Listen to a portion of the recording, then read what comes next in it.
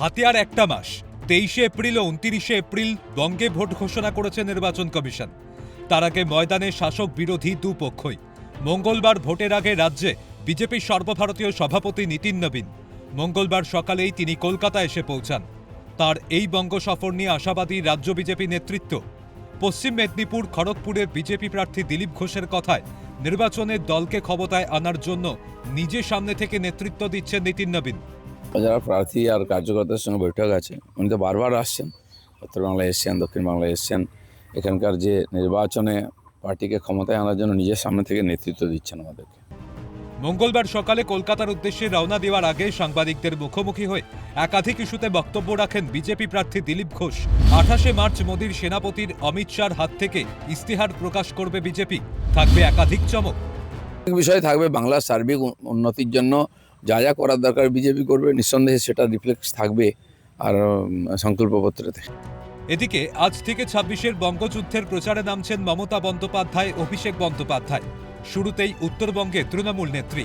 যদিও দিলীপ ঘোষের কথায় বুঝতে পেরেছেন ঘাম ঝরিয়ে ভোটে লড়তে হবে, বাকি আমাদের কর্মীরাও লড়াই করে দম দেখাবেন। তো মুখে বলে দিতেন 294 সিটে আমি আছি, ভোট দিয়ে দিন। ওনারা বুঝতে পেরেছেন ভোট তো লোকে দেবে না, আর ঘাম ঝরিয়ে এবার ইলেকশন লড়তে হবে। আমরাও মমতা ব্যানার্জিকে আটকেছি, বাকি আমাদের কর্মীরাও লড়াই করে দেখাবেন দম।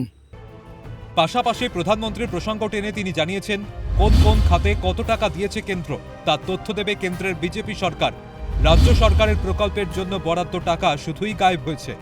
এবারের নির্বাচনে তৃণমূল সরকারকে সেই হিসাব দিতে হবে বলে দাবি বিজেপি প্রার্থীর।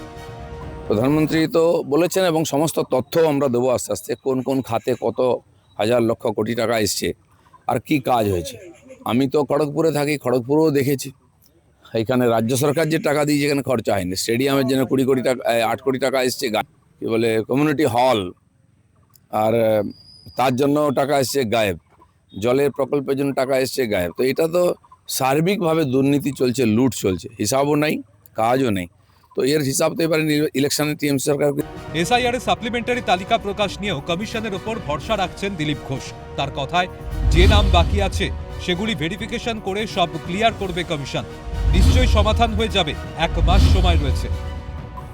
যা বলেছে নির্বাচন কমিশন, প্রতিনিয়ত বেরোবে, যে নাম বাকি আছে সেগুলো ভেরিফিকেশন করে সব ক্লিয়ার করবে, সেই প্রসেসের মধ্যেই আছে এবং আদালত দেখাশোনা করছে। সেই জন্য ভরসা রাখা উচিত, নিশ্চয়ই সমাধান হয়ে যাবে ব্যাপারটা, 1 মাস সময় আছে। ট্রাইব্যুনাল গঠনের চূড়ান্ত প্রস্তুতিতে ব্যস্ত কমিশন। 19 অবসরপ্রাপ্ত বিচারপতির জন্য অফিস বাড়ি তৈরির বার্তা। মুখ্য সচিবকে চিঠি ইসির, কর্মী আধিকারিকদের দ্রুত নিয়োগেরও নির্দেশ নিয়েও বলতে শোনা গিয়েছে খড়গপুরের বিজেপি প্রার্থীকে। এই নিয়েও তার নিশানায় তৃণমূল।